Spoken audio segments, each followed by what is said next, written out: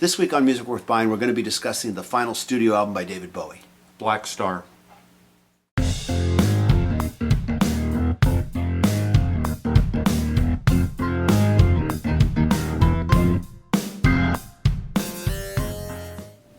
Hi, this is TJR. I am a musician and music writer. And my name is Robert Kinsler. I'm a music writer and a musician. And so today we are discussing Blackstar, which is the final studio release from David Bowie. And we'll set a little background here. Sure. David Bowie celebrated his 69th birthday on January 8th of 2016 with the release of his 25th studio album, Blackstar. Mm-hmm. And unfortunately, 2 days later, as the world learned, he died. And as we all learned later, it was after an 18-month battle with cancer. I think it kind of struck everybody in, music fans, musicians, as a shock. I don't think anybody was expecting it. I don't remember anything this dramatic since the death of John Lennon to be in the music world, where everybody's just seemed to have the wind knocked out of him. Yeah, I mean, it was totally that unexpected. powerful. He wasn't only an innovative singer and songwriter, but he was a painter. He was a record producer. He was an accomplished actor, a multi-instrumentalist. I mean, just a very talented guy, and he never stopped innovating. I know from the time he started in the 60s till we lost him this year, he never stopped going forward, which was so incredible. Whether it was a Ziggy persona, Ziggy Stardust, his Berlin era masterworks. I'm thinking like Heroes. Then he had his really kind of renaissance, commercial, with Let's Dance and everything. Dance, and then he totally abandoned all that for Tin Machine, which, like you said so eloquently, kind of predated grunge and some of the stuff that happened in the 90s. And I think with Blackstar, and that's why we're here talking about, I mean, this, for me, is just an incredible album, So we'll talk about the album in a moment. I haven't given you my opinion yet. I haven't given you my opinion yet. But we'll talk about that. We'll talk about that. Okay. We'll talk about our opinions in a moment. But yeah, first I'm not even sure before we started shooting we even said, let's not talk about this. Let's just wait till we're on camera. Right. And I don't know how much we're going to talk about the album, how much we're going to talk about his legacy. Right. And I did my own video on my own channel where I did just discuss my own personal feelings about him and his music and how it affected me in my lifetime. And I did perform a cover of Ziggy Stardust. So let's talk a little bit about you, though, about your experiences with his music. Yeah. Because I've discussed mine already on my own channel. Right, exactly. Let's give you a chance to discuss your feelings about his music. I can remember his music almost as long as I've been listening to music,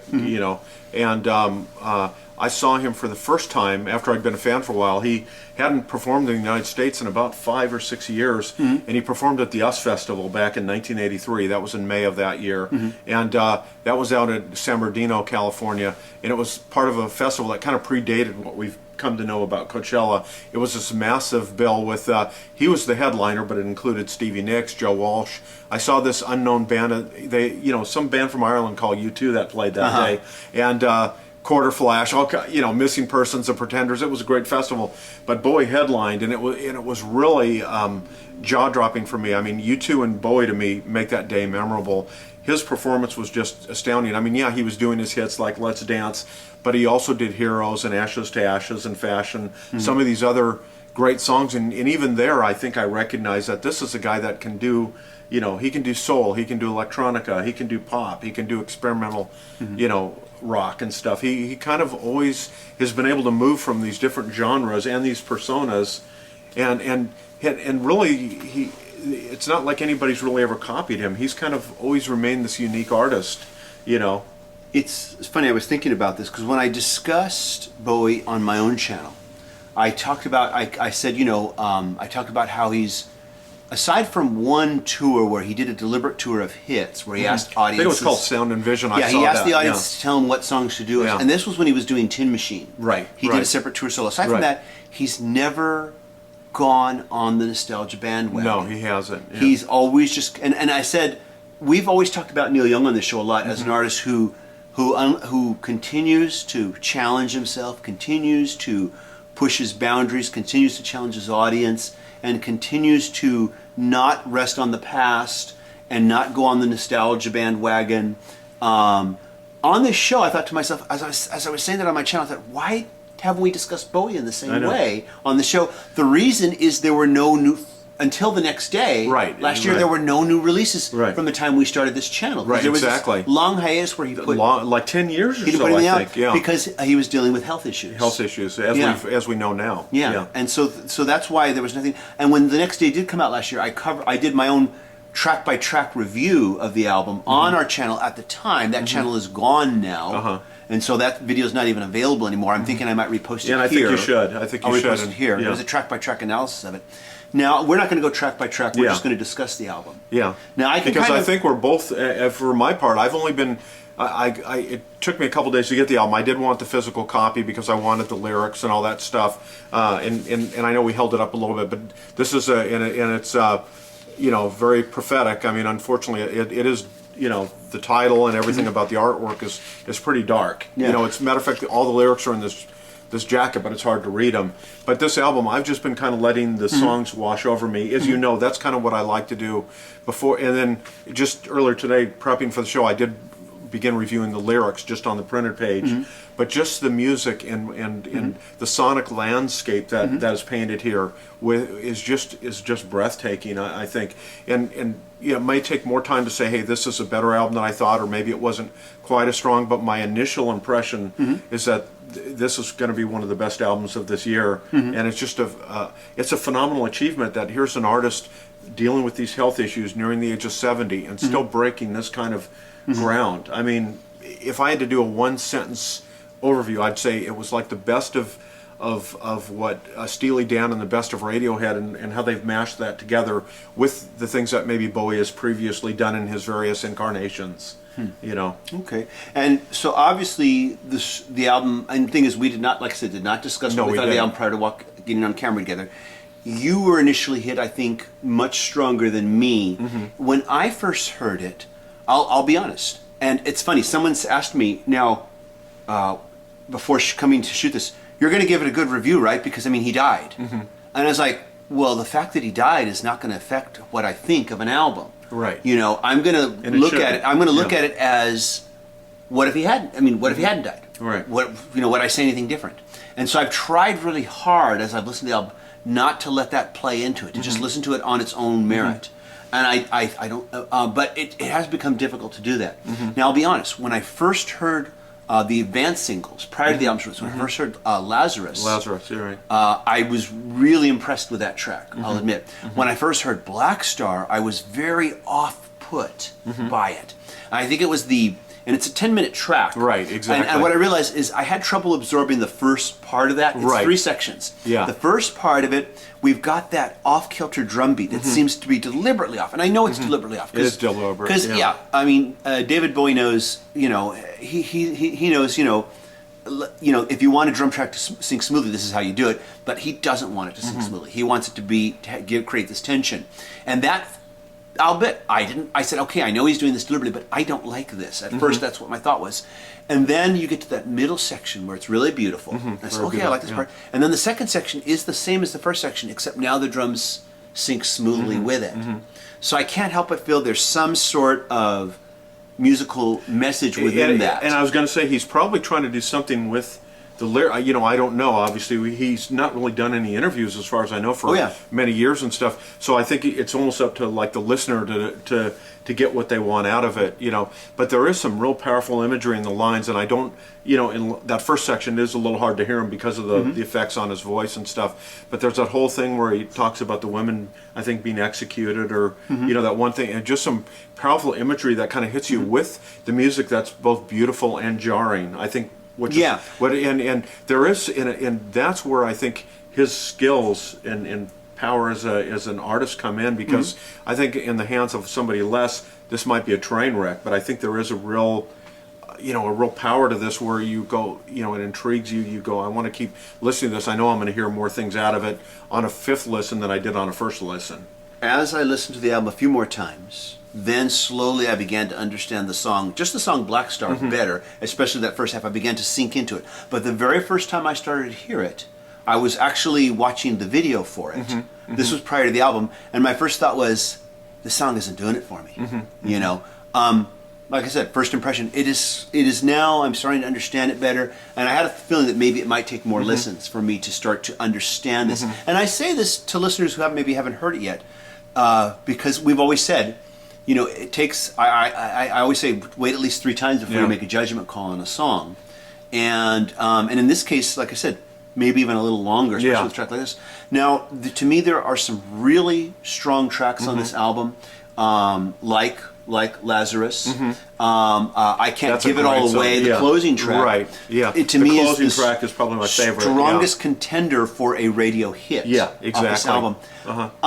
And what did you? And that last track, and I want to make sure we say the right, because we're still. I Can't Give Everything Away. I Can't Give Everything Away. And just his vocals on that, how it's like he obviously his health was playing a part here, in his age and stuff. But his voice is so perfect for what he's singing, just the lines he delivers, and just the sound, the frailty of his voice and stuff with what's going on musically. I was just the first time I heard the song, I had to hit replay, and I had to play it again. I was just astounded, and I think as of now that is my favorite track on the album. There is an overwhelming sadness and melancholy to that track, even though there are so many ways I could interpret. I can't give it all away. What does that mean? Like, I can't, because Bowie has always been very enigmatic.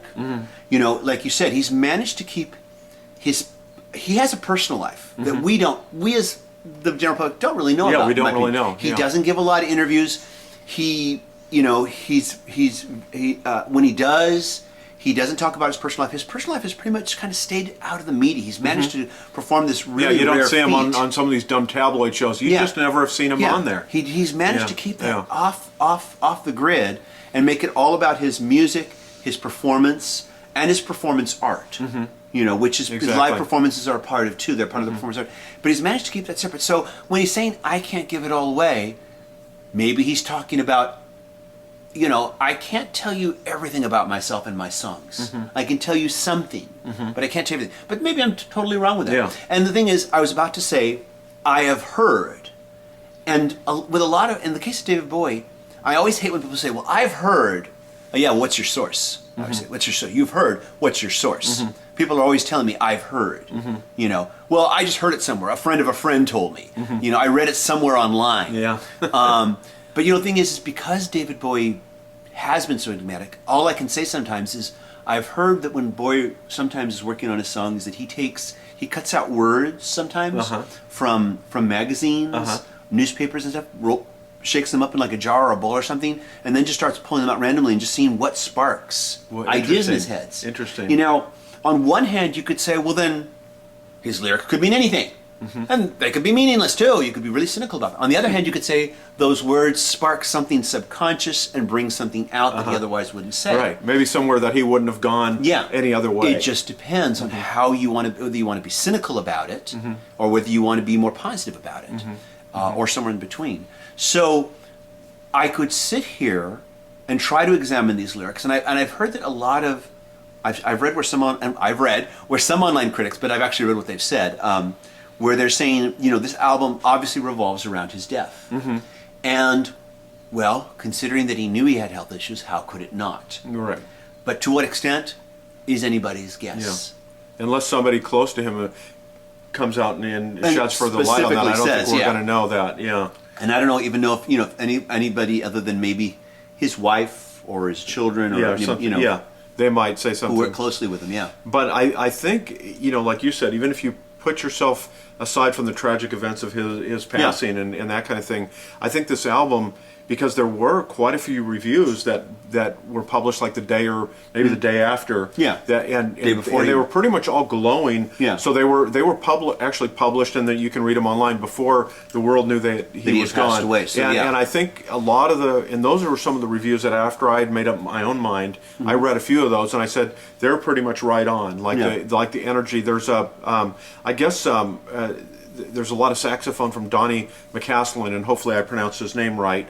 And I think that's such a dynamic element and such a great fit with these songs and with what Bowie's doing. I mean, in recent memory, I've never heard a saxophone used on an album so so wonderfully. I mean, outside of like a jazz album or maybe like Yeah. a sax specific, Sure. but just the way the saxophone is used Young on Americans, here, yeah. it's just so dynamic, and it was so. The album is sounds very current and contemporary, but yet I can see it sounding, But like also 10 or 20 very years from now. jazz experimental. Yeah. And I know David Bowie's been a big fan of jazz. Mm-hmm. He's occasionally incorporated jazz into his other works in the past. He's never done a full-on jazz album. Right. This might be as close as he gets because there's such a jazz influence on every single track. But like a lot of his work, and like The Next Day, which, and once again, I'll backtrack here. My initial thoughts were that I liked The Next Day better because I'm just more of a straight-ahead rock and roll guy. Right. And of course, Next Day was more straight-ahead rock and roll. But Next Day definitely had this dark stream of consciousness, nightmarish quality to a lot of the songs, and so does this album. You know, it's all very stream of consciousness, and there is this very dark tension to a majority of the songs. You do have a song like we talked about, you know, I Can't Give It All Away, where there is just this kind of almost this sad melancholiness, and kind of it's kind of, I think, and once again, this is probably just me reading into it. There is almost this sort of like acceptance at the end of this album with this last song. There's this acceptance of dealing with death, maybe. Yeah. You know, I've tried very hard to keep that away from my thoughts on the album, but it's almost impossible not It's to. almost impossible not to, especially with the whole world coming together, like we've all talked about, and just some of the amazing things that have come out in the fitting tributes to him and his lifelong of work and stuff. And I think you know what the other thing I'd say about this album is that you know, it sets a bar really high for, you know, because I heard, and I don't want, we tend not to try to be too negative. I heard a recent, you know, the latest album from another very well-known artist that's kind of celebrated and stuff, and I found that album kind of you know, like a letdown, because this album challenged me so much, and I know we both like to be challenged. There are albums you just put them in. The example we use, like a Ramones album or a AC/DC album, you just put it on, and it's just to get you to one place. And there's the last AC/DC album kicked. I know it kicked your butt. It kicked my butt. Exactly. I still love it. Yeah. It was one of the best albums they've ever in a long time. Yeah. They didn't challenge. There were no real challenges, exactly. except they just simply made a great rock and roll album with great songs that you enjoy. Yeah. And Nothing wrong with that. And Bowie is not. And Bowie is the exact opposite of that. You know, it's like there's people that kind of are in the middle. You know, of that. Like maybe they kind of challenge themselves a little bit. They're doing something a little different. But then there's people like David Bowie, like Neil Young, that refuse. All they do is challenge themselves. All they do is challenge themselves and their audiences. And that and for the people that want to hang in there, I know there's some. In here we talk about something I read. I heard that the average music listener, basically after the age of 33, they don't really want to listen to anything new. That doesn't mean they might not listen to like the next Stones album or something, but they no longer really are open to like maybe, you know, they mostly live with what they grew up in high school. And the thing is, for people that are going to listen to this album, obviously they're the exception to that rule. Yeah. You know. Do you think? And I was about to say, do you want to play a track before I bring up what you just brought up? Made me think about something about the fact that this album is getting ready to dethrone Adele at number one. Right, exactly. And David Bowie, oddly enough, I was surprised to read about this. I was really shocked. No, he's never had a number one album in the U.S. That's astounding. I would have assumed at least Let's Dance or something. I would have assumed too. Yeah. He's never had a number one album during his lifetime. This is going to be his first time in the U.S. here. But before we get into that, was there something point I want to bring up about that? Is there a track that you'd like to just play a little excerpt? Because we have both noted, why don't we listen to a little bit of I Can't Give Everything Away, and the song, you know, because I know we can only play 30 seconds here or whatever. There is a momentum to it and a build. So if this at all interests you at all, I mean, make sure you listen to the whole track, because it simply is an incredible song. And this is called I Can't Give Everything Away, and we'll listen to a little bit of that. Great. And my apologies on butchering the title, if I've said it before. I think you got it right. A few times. Anyways, okay, here we go. Let's listen. Seeing more and feeling less, saying no but meaning yes. This is all I ever meant. That's the message that I sent. I can't give everything.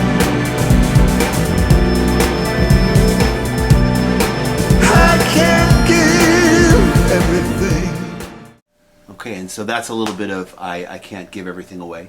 And really quickly here, since we are pausing, we should probably just show you the package here. It is a gorgeous package. It has it's a digipack trifold, and this is not when you look at this, there is texture here. Over here you can see this photo, but there is actually hold up text here. You have to shine it in the right light to see it. Yeah. It is easy to read once you do shine it in the right light. Yeah. It's an artistic choice. And the same thing here, well, in the back here, there's a track listing here, very hard to see unless the light is hitting it just right. Right. But otherwise it is easy to read once you do have the right light there. The booklet is equally beautiful. And yeah, it is really pretty. here's the back once again, and I think you can catch some of the imagery there. Inside, like I said, it's multi-layered, and I'm going to just move it so you can kind of catch some of it. There are lyrics here. Easier to read when you see them than you can probably on the video here. When it's the right light, yeah. Yeah, and there's some artful photos. Yeah, but it is a beautiful package. And normally I would complain about, well, can't you make this a little easier to read? But I understand it's an artistic choice. And I'm not just saying that because he's passed on, but I understand it's an artistic choice. Yeah, yeah. And, And I imagine Bowie was very involved in probably everything to do with this album and the package. I can't believe that he wouldn't have been. Sure, I'm sure he always is. Yeah, Sure he always is exactly. every time. But yeah, it is a handsome looking physical package. Yeah. Very nice to look at. So right before we broke to listen, we just mentioned that, and I guess you corrected me. I said he was about to overthrow Adele on number one. Right. He already has. Well, I'm not sure. I mean, Okay. at the time, but that was my understanding. All the indicators were that he Yeah. was going to overtake her and have the number one album. Yeah.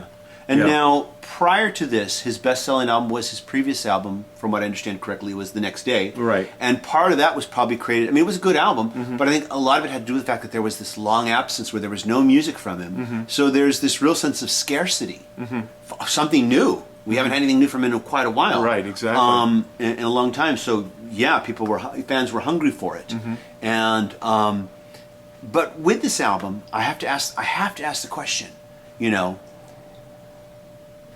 if he hadn't died, would he have dethroned Adele by now? If he hadn't died, is this what it takes for older, established artists who don't get radio airplay anymore? Do you have to die before everybody will suddenly say, does the well have to run dry before people say, oh, let's go buy the album? Yeah. Is that what it takes? Yeah, And yeah. you don't have to answer that.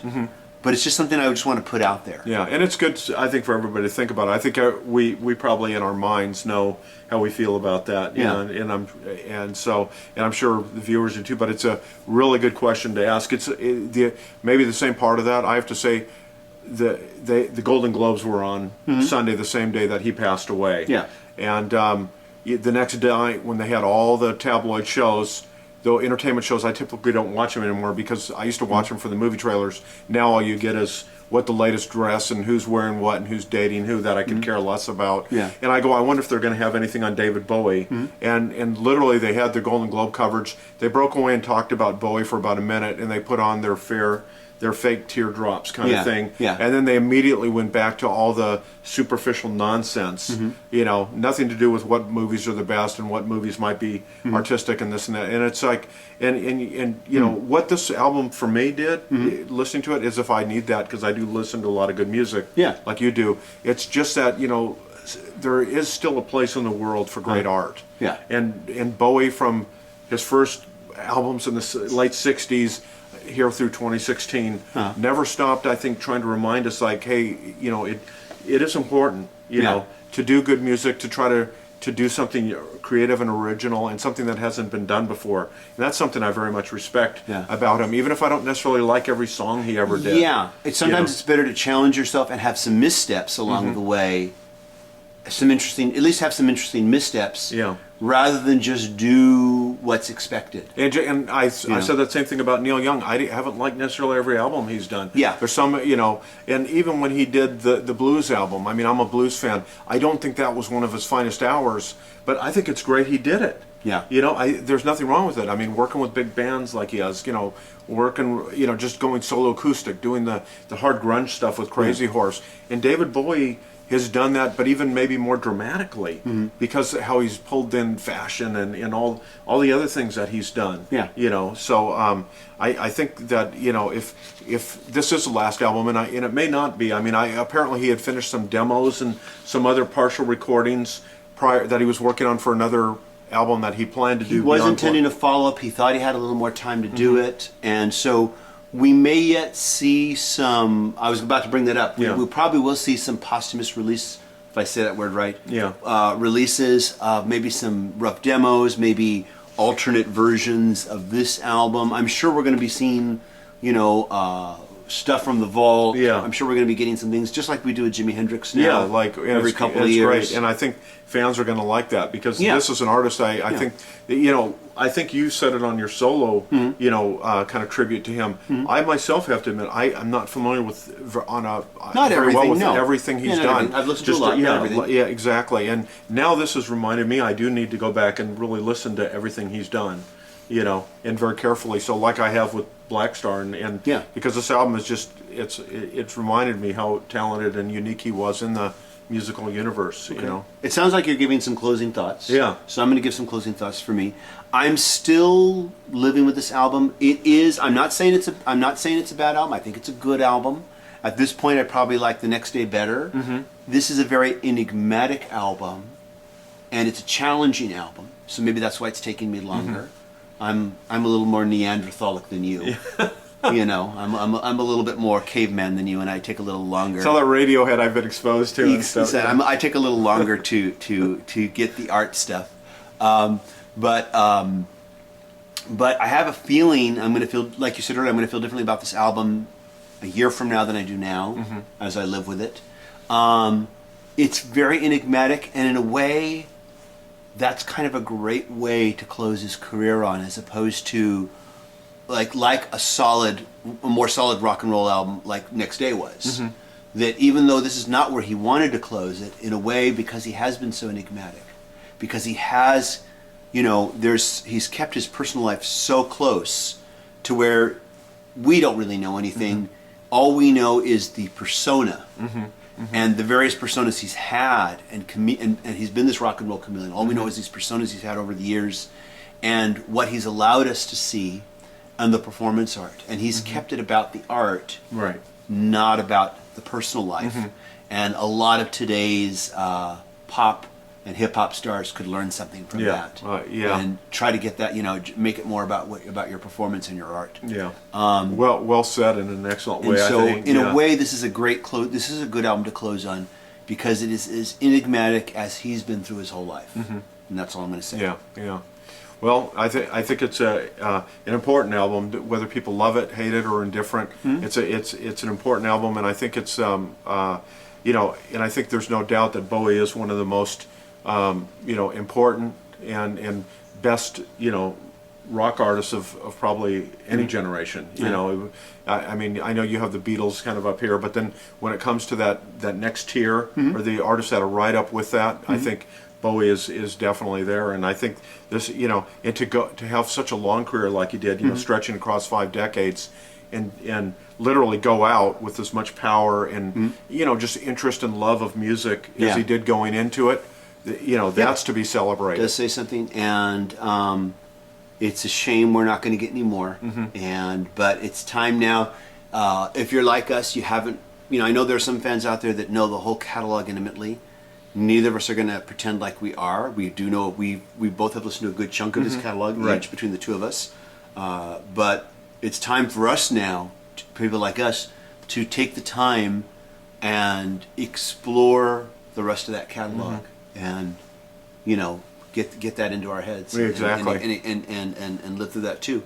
So as always, we just want to thank you so much for watching. Please subscribe to the channel. Our thoughts and prayers are with his family, and we'll see you next time. See you later, everybody. Take care. Bye-bye.